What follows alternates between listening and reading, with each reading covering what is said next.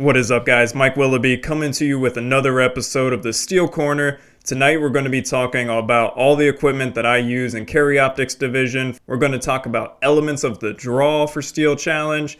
We're going to talk about my most recent match performance with Carry Optics. We're going to get into the numbers, look at exactly what my draws were on every single stage, what the overall times were, how everything shook out. We're going to analyze the numbers, and it's going to be a ton of fun. So I hope you're looking forward to it. I know I am. Couple clips in this video. I went downstairs and recorded with an external microphone on my iPhone. So hopefully the audio on that isn't too bad. It's not the same as sitting here with a microphone in my face, but hopefully it's not too bad. Let me know if it is. We'll adjust. We'll move on. Thank you so much for bearing with me and all these technical difficulties. This is a huge learning curve. Thank you so much. Let's get into it. First, you know what time it is. We're going to check out another book today. This book is The Slight Edge by Jeff Olson. So we're going to go to the essential points of chapter 6, and they start out, there's 3 of them. Quantum leaps do happen, but only as the end result of a lengthy, gradual buildup of consistently applied effort. No success is immediate. No collapse is sudden. They are both the result of the slight edge accruing momentum over time. Hoping for the big break, the breakthrough, the magic bullet is not only futile, but it's dangerous because it keeps you from taking the actions you need to create the results that you want. So this book is really interesting. He talks about how simple daily disciplines will get you to any goal that you want to work towards. Oh no, I knocked over my logo. Sorry, Denny. There we go. All right. So essentially he breaks down how any goal that you want to achieve is possible if you're willing to put in the daily work that it takes. And success in any endeavor is the result of consistent effort over a long period of time. A lot of people are expecting huge breakthroughs. They're expecting to get really good at something. They're expecting to never plateau. But that's just not the reality of it. It's your effort applied consistently over time that creates that success that you're looking for. So whether that's exercising and you're taking time to build up to a specific endurance event or a specific lift that you're working towards, whether that's reading books, whether that's your career at work, you don't immediately jump 6 rungs up the ladder. You have to work towards it every single day, and you have to come in prepared every single day. You don't just have one good week at work and expect to get a promotion. You have to have 365 good days a year and be that consistent employee who's always good. You don't have to be great for a week and then terrible the next week. You just have to always be good. Always be working towards your goals. Nothing happens overnight. And just like he said, big declines don't happen overnight either. So it's the same thing when we're talking about competition shooting and dry firing. You need to be good consistently over a long period of time to hit your goals. You don't need to be really great one day and do 2 hours of dry fire and go do some live fire that day. You just need to do some every single day and be consistently working towards that end goal of yours. That's it. You don't need to be crazy. You don't need to be busting out 2 hours of practice a day for 2 months and then just give up because you didn't hit GM immediately. You need to have that drive and the discipline to stick to it daily over a long period of time. All right, let's get into the topic of Carry Optics division and what I'm currently using. So for those of you who don't know, I originally started Steel Challenge in Carry Optics because I was primarily shooting USPSA back then, and I was primarily shooting Carry Optics in USPSA.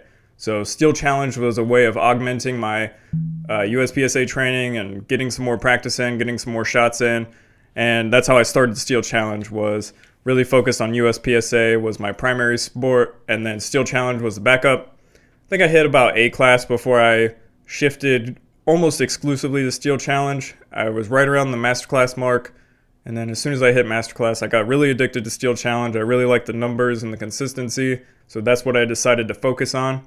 So, made Master with Carry Optics, switched to the revolvers, hit Grandmaster in those, and then went back to Carry Optics for about a month or so with a Canic rival, hit GM and Carry Optics, and then put it back up. That's all I wanted to do at the time, was just hit GM. So I put it back up, went back to the revolvers, but now I'm trying to actually be competitive in Carry Optics at the national level. So went back to Carry Optics about a month and a half ago, right after Christmas, right at the new year is probably when I switched to Carry Optics. So ever since then, this has been my setup. So this is a SIG P320 AXG Pro. It's got the lock brass grips and brass back strap on it. I have had a Legion in the past. This setup right here is just slightly lighter than a Legion, and I really like the grip a little bit better. I like the size of the slide a little bit better. I do like the slide cuts better. Legions are perfectly fine. If you have a Legion, do not take this as me saying that you need a new gun, because you probably just need to practice. You do not need a new gun. On this gun, direct mount, so no plates or anything. Direct mount to the slide is a Delta Point Pro. Not my favorite. However, if you run a SRO, which is my favorite, if you run that on this, the optic hangs slightly over the ejection port, and it will knock brass back in. So the brass will come up and bounce off the SRO and go right back in to the chamber. The slide will close on the brass, and then you have a malfunction that you have to clear. So Delta Point Pro, I think this is a 6 MOA. I'm honestly not sure. Like I said before, MOA doesn't make a huge difference to me. So on top of the brass grips, I have a little bit of tape, just like K-tape, athletic tape. I prefer the grips to be a little bit fatter. Gives me a pretty consistent feel too, so I like it. I may take it off eventually or do something else, but I like it. I have opened up the mag well a little bit because I'm not currently shooting USPSA, but when I do, I like to have the mag well opened up a little bit.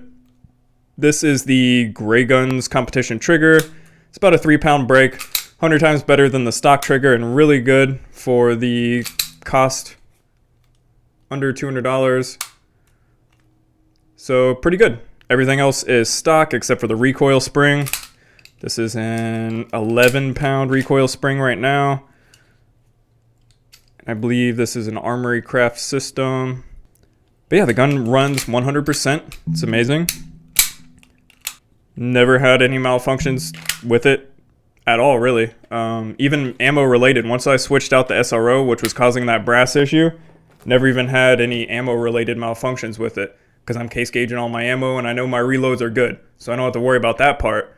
No malfunctions whatsoever. It's been great. Really like the shorter barrel on this. The weight is good. It's all centered towards the back because of those brass grips. Yeah, that's pretty much it about the gun. Recoil system, grips, trigger. That's all you really need. Alright, I'm going to go record some videos on the draw, my approach to the draw and steel challenge. I'm going to try to record this on my cell phone with a microphone. Hopefully it all turns out well. Thank you all for bearing with me while I work through these technical issues. I'm still getting used to everything and trying to figure out a good workflow with all of this. Trying to produce really good quality content that, in my opinion, doesn't exist right now for Steel Challenge. So bear with me as I learn all this new technology. This is not my job. This is not what I do for a living. So we're working with what we got. Alright guys, let's talk a little bit about the draw for Steel Challenge. Draw starts with your equipment. So I've got the Double Alpha Lynx belt, and the most important thing is a constant index point. I want to know that this belt is on the exact same position on me every single time I put it on. So right now, I index this bottom tail piece of the Lynx belt. I index that to my belly button, and it's in the exact same place every single time. My holster stays very consistent. So right now, my holster is positioned 1.5 to 2 inches forward of my center line. So a little bit forward of the center line, and in almost neutral. There's a little bit of a cant back, not much. Almost neutral on the draw. Neutral cant. One thing, I like to carry all of my ammo on me for Steel Challenge. Not so much with rimfire because I don't care that much, but with my centerfire guns, I want to carry all of my ammo on me. I do not want to be shuffling around the box to grab a magazine in between strings. That's every single time you're resetting your position. So if it's an option for me, which it is when I'm shooting centerfire, I prefer to have my ammo on my belt just to make everything easier, to make it way more consistent. I'm not constantly getting my place back within the box. The next biggest question when it comes to the draw with Steel Challenge is, what do I do with my hands? And unfortunately, there is absolutely no magic answer here. I've done every single thing that I can with my hands. I've put them at different angles. I've tried everything. Right now, one constant for me is my support hand. I'm going to index off of my right side of my cap because I'm left-handed, so my weak hand is my right hand. I'm going to index it off the right side of my cap. That gets it out of the way. It gets it more forward and to my center line because that's where it's coming anyway. So it's already coming down here, so I'm not going to hold it out here. All right, that's the easy part. I'm not holding it out here. I'm not holding it out here. I'm not doing this, right? This hand is coming over here anyway, so it's going to be right here off my hat. That's a consistent index point. I always, and I highly recommend, there's some visual benefits as well. Studies about people wearing vision limiting devices. I always recommend you wear a cap. It should be in your field of view, limiting your field of view to what you want to be looking at. So you got your cap on, you've got your support hand indexed. Now what do you do with your strong hand? And that's the golden question. I think a lot of it depends on your holster setup. A lot of it will depend on your anatomy. And a lot of it will depend on your inefficiencies. For example, when I was shooting revolver last year, I noticed that when my hands were indexed off my hat like I used to do, my wrist, this is the line of your wrist for Steel Challenge that has to be above your shoulders as visible from the back, my wrist was about 6 inches higher than it needed to be. So to me, that was an inefficiency that I should be able to cut out. However, in practice, when I lower my wrist down to the lowest that I can get it and still be within the rules, I would crash my holster every single time. However, if I raise my hand up and I index it, this is the index I'm currently using, still playing around with it. I've only been running carry optics with this setup for about a month and a half, 2 months so far. So I'm still getting used to this setup. But right now I find what's pretty efficient for me is indexing up here close to where my ear pro. If you ever watch Casey Eusebio draw and he's got his ear pro on, he'll draw like this is what it looks like. I don't know if he still does that, but some of the old videos of him, essentially like earmuff mode, that's kind of what I'm doing. My hand's a little bit more forward and it's touching the edge of my cap. So that's currently what I'm doing. And then I will come down, and your goal is to not crash your holster. You don't want to be putting a ton of downward pressure on when you're coming down for the draw. So just lift up. Another thing that you need to watch for is the angle of your hand. So you don't want to have to consciously twist your hand while you're going to draw. You just want to be able to, no tension in your arms, no tension, come down. You don't want to be presenting the gun super high. Like right now, I notice myself sometimes coming up high. So I still play with the angle of my hand a lot.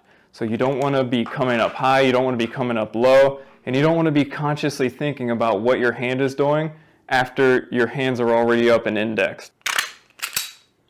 Just so you know, there's a pendulum banner behind me. So 12 inch at 18 yards is what I'm dry firing on right now. So playing with the angle of your hands, you should be able to find something that you can watch yourself in video and it's pretty fluid. And you should be able to speed that up until it breaks down.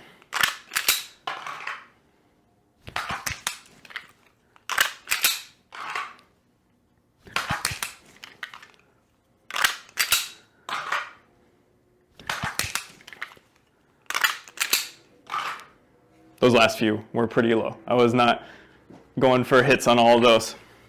But you should be able to speed this up. And the amount of times that you're coming down on a completely awful grip, that's what you're aiming to minimize.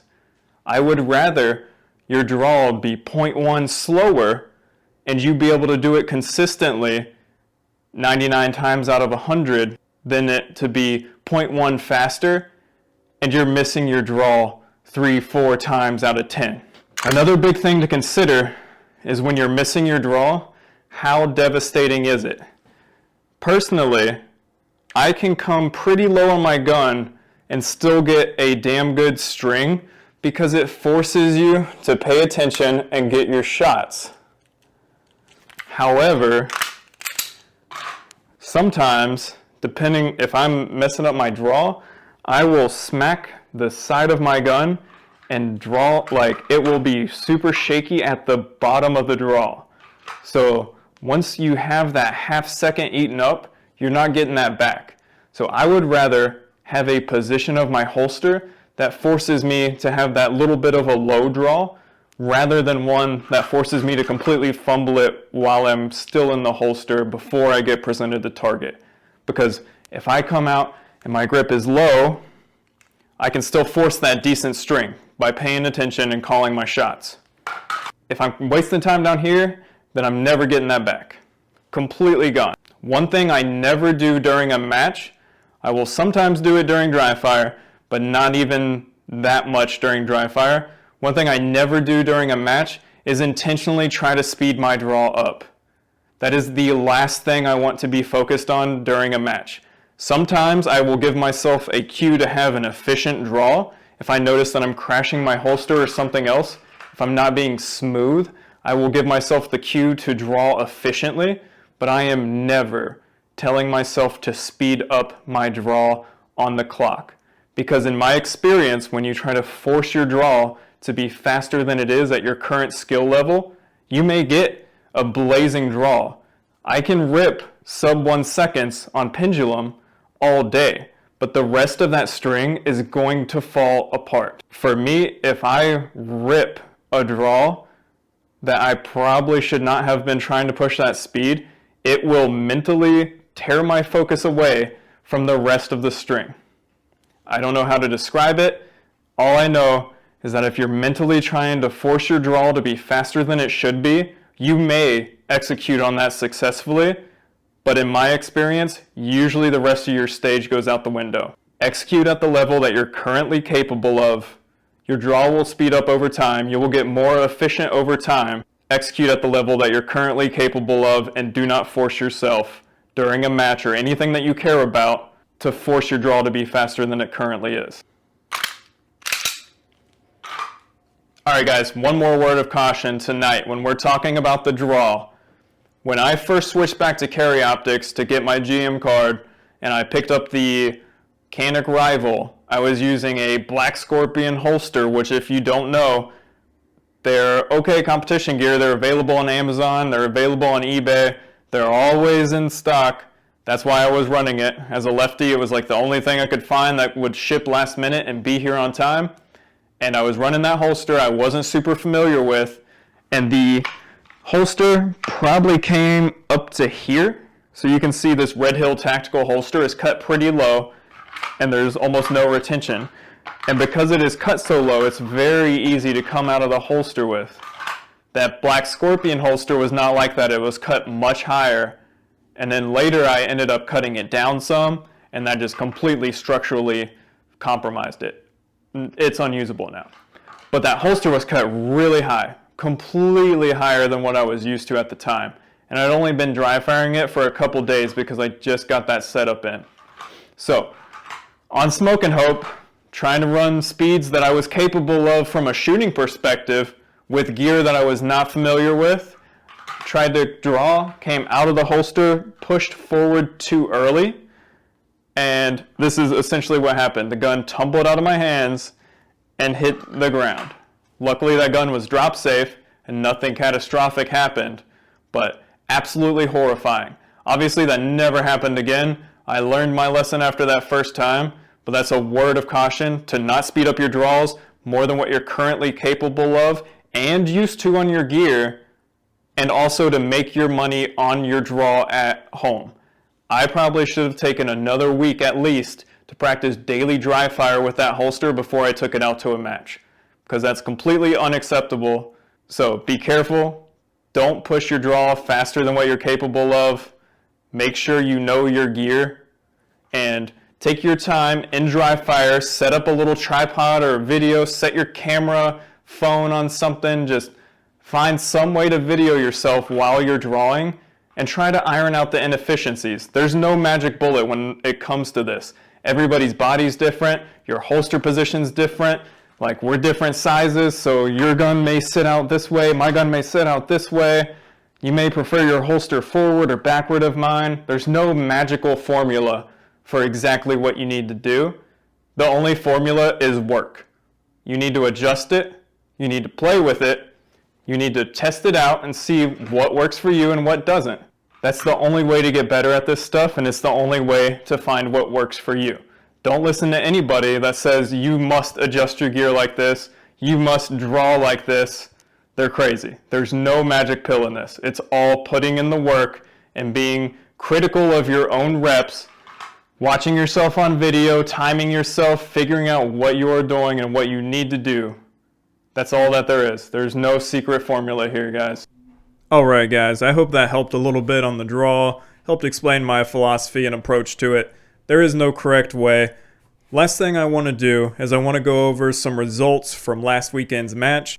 I officially picked up my 6th Grandmaster card with rimfire pistol irons, so the last stage I needed to hit on that was speed option. The first and only time that I shot that before, I had a bunch of malfunctions with the gun, so I had a B-class score on it. Right now I'm sitting at about 97%. I'm going to get that to 100% before I put the gun up or start shooting something else regularly. So, carry optics. I shot a 98% overall, and that was with an 85% stage in there on Showdown. So, VA Steel, amazing match. But in the mornings, there are a few bays where the shadows get kind of crazy. So the sun will be like shining in your eyes, but there's a forest behind the plates, and sometimes the back plates can be in the dark, and it makes the presentation of the plates really weird when you're wearing tinted glasses. So I made the mistake of putting on my Hunter's HD Gold, the rubies, and they're pretty dark, which was perfect for the sun coming in, but those back plates that were in the dark, it completely threw me off. So I switched back to my clear glasses. I'll wear my normal everyday glasses sometimes when I'm shooting if the lighting conditions are odd. So I switched to those, and the rest of the day we were in business. Shot 98% overall. That would translate to about a 95, 96 second 8-stage match. This was a 6-stage. We didn't shoot outer limits, and we didn't shoot accelerator. Outer limits and accelerator were the only two that were missing. And yeah, so since we talked about the draw today, I want to go through what some of my draw times were on different stages and what that looks like, because I think a lot of the time you'll hear the 1 second draw thrown out a ton, and in my experience that is not the case most of the time at the level that I am currently at.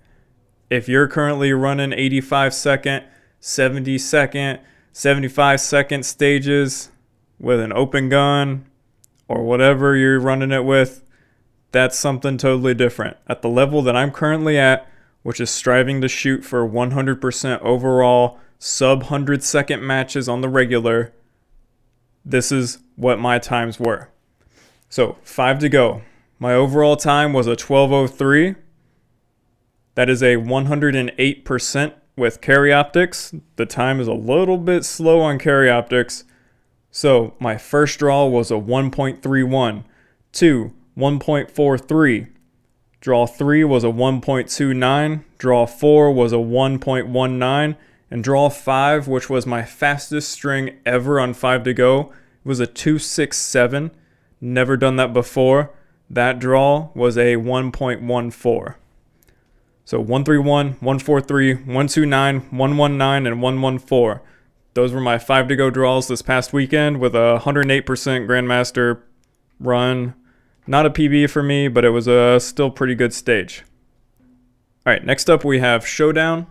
I got an 85 on Showdown. That was the one I was talking about. Really weird lighting conditions. Was not my favorite stage that day. So, Showdown, I had a 1.38, a 1.23, a 1.23, a 1.34, and a 1.2. My fastest string on that stage was string 2 with a 1.23 draw, and my second fastest string on that stage was string 1 with a 1.38. So that was 0.15 slower, and my time was 0.18 slower. Those were the only 2 clean strings I had on that stage. It was not fun. I had 2 8-shot strings, so I had to eat one of those. Yeah, not my greatest moment. All right, next stage. We are looking at Smoke and Hope. So Smoke and Hope I ran at just at a 9.81. And Smoke and Hope is a tricky one for me because you kind of get sucked into going faster than what you should. I know that I'm capable of dialing it back to 90% and running Smoke and Hope in the 9.5s, but it's always tempting to try to hit those low 9s and just go for it. And in my experience, whenever you do that, you're not going to have a good time. So my Smoke and Hope times, 0.98 was my first string for an overall time of 2.57. My second string was the only string that I did not have any makeups on, and I had a draw of 1.04, which is really slow for Smoke and Hope for me. 1.04, 5 shots for a 2.41 second. Just to illustrate how slow that is, on string 3 and 4, my draw was 0.83 and 0.84. So it was a whole 0.2 seconds faster. And I had a makeup shot in there, and my time was 2.41 and 2.42. So it identical to string 2 with that 1.04 draw, except with a makeup shot in there. And then string 5 was a 0.85 draw. The 0.8s are fine with me. I don't practice a ton on Smoke and Hope. As we talked about earlier, I had that one really bad time coming out of a holster on Smoke and Hope, so I don't try to rush my draw like crazy on there. I would love to be in the 7s on that regularly, but I am not pushing it for right now. I know even with those 8s, I'm capable of getting into the 8s with Smoke and Hope, but have not connected on it like that yet. Just got to slow down a little bit, see your shots before pulling the trigger and moving it fast. So the next stage was Pendulum. Shot at 96% on this. This was also not a great stage for me. I had 3 strings with makeup shots in it. My first string, this was the first string of the day. I had a 1.64 draw. That was pretty terrible. I fumbled that one.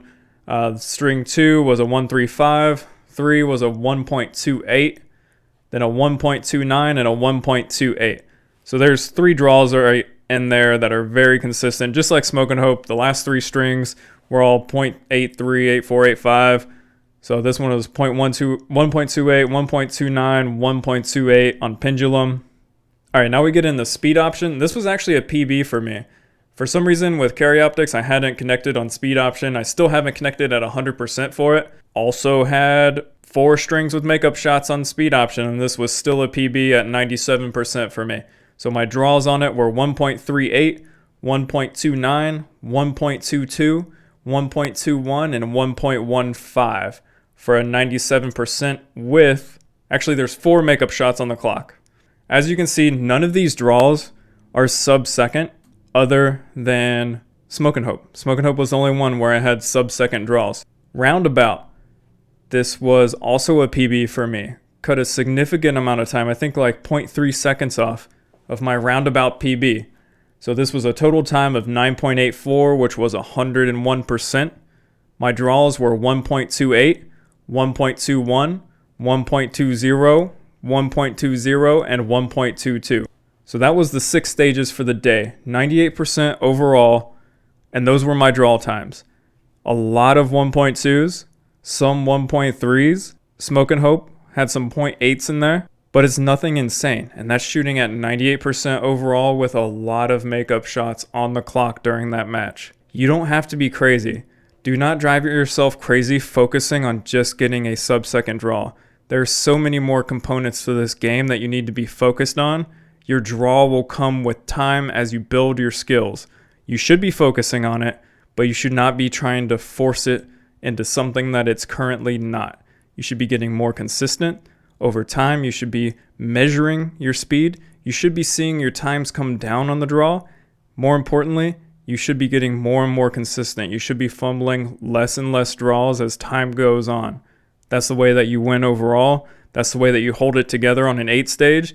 You don't hold it together on an 8 stage trying to rip a 0.95 draw on every single string and then losing out and having a ton of makeups because you messed up your draw and you're not focused and you distracted yourself. Stay focused, stay consistent, focus on what you're doing, and shoot at your current level so that way you can perform consistently over time.